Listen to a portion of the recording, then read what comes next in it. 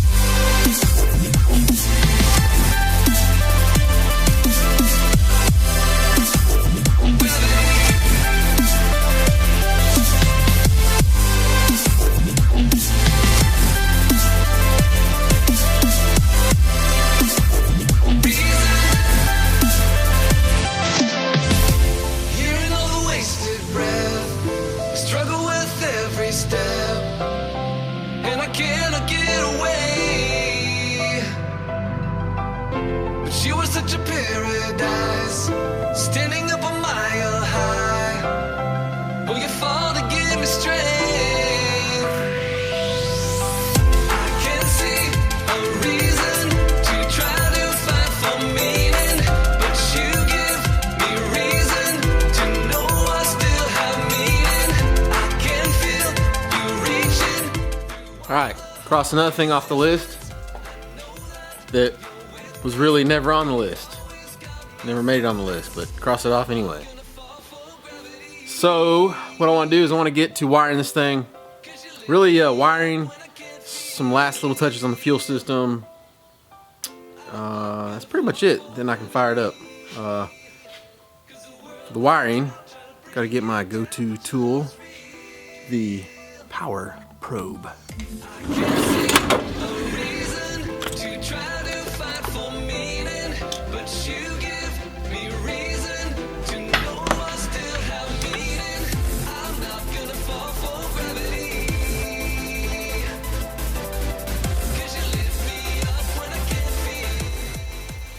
As you guys probably already know, I've done several videos on this thing,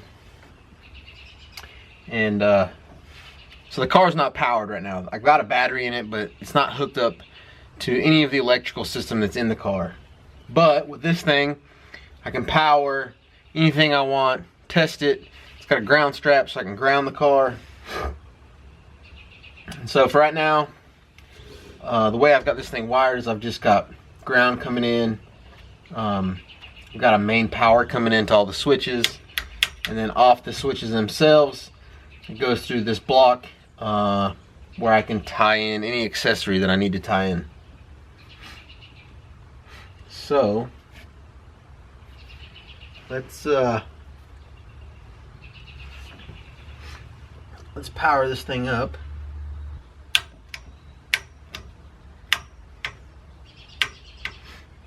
It's been a while since I've done any wiring on this thing, so I kind of want to recap a little bit. In this car, I've got it designed where the dash will actually come out. It'll leave the gauges, leave all the switches in there. The main reason for this is to be able to work on the car and basically drive it, run it without the dash being in here. So one of the biggest issues that I've found over the years is that if you mount all your gauges and your switches and all that stuff in your dash, if you ever have any issues with anything not working or you need to diagnose a problem, you have to crawl up under the dash, because if you take it out you have to unhook everything. And so I didn't want that. I wanted all the operation of the car to be here, and then I can pop the dash out, get to everything, fire the car up, run it, drive it just like that. When it's done and fixed, slide the dash back in over it, I'm ready to go. So that's what I did. And basically these gauges here will poke through where the vents are in the Mustang dash. Got my gauges in here, and I've just used some threaded rod, or not even threaded rod, just round bar to kind of mount this thing in its factory place.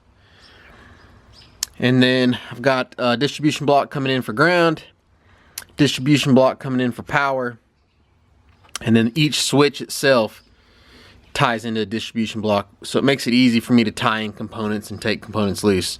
And then what I'll do is I'll have a master wiring diagram that basically labels what all of these are on this, so if I ever need to diagnose anything, I'll know instantly that this one goes to the power on for the ECU, and this one goes to one fuel pump, this one goes to the other fuel pump, this one goes to a third fuel pump. So I'll know exactly what all that stuff is.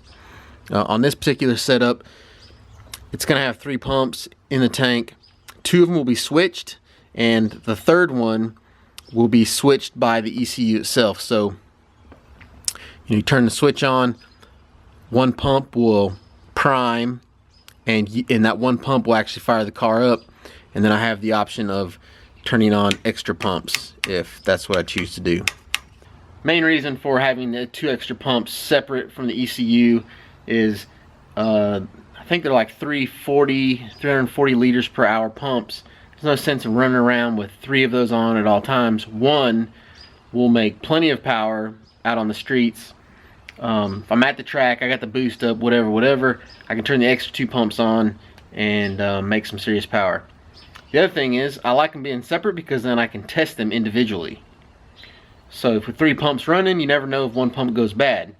With 2 of them being switched, I can test those when the car is not running, and then obviously the on-off on the car itself will test the third pump. So that's kind of the reasoning behind that.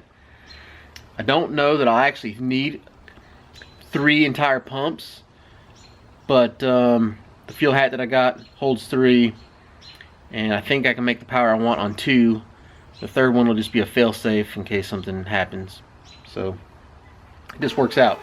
The truth is, that really shows what happens. If you came to groove, there's no reason to prove.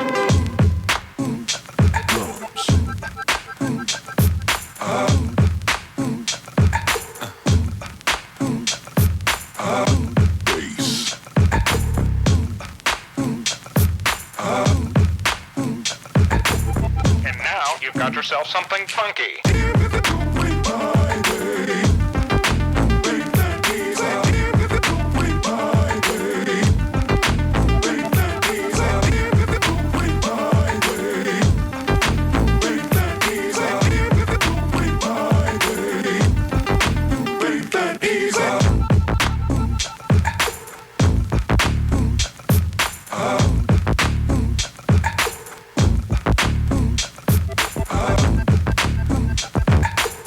Sometimes I wonder why it's taking me so long to finish this thing.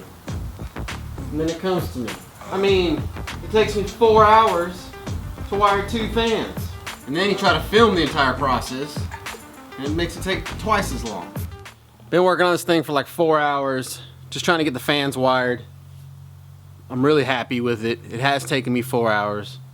It's probably something that should took me 2 hours, but trying to film it makes it take twice as long. But anyway, I've got it really nice and neat, loomed, zip tied, run exactly where I want it. And that's kind of the theme of this project. I know it's taken me forever to finish this car, but the thing is, when it's done, it's gonna be exactly like I want it.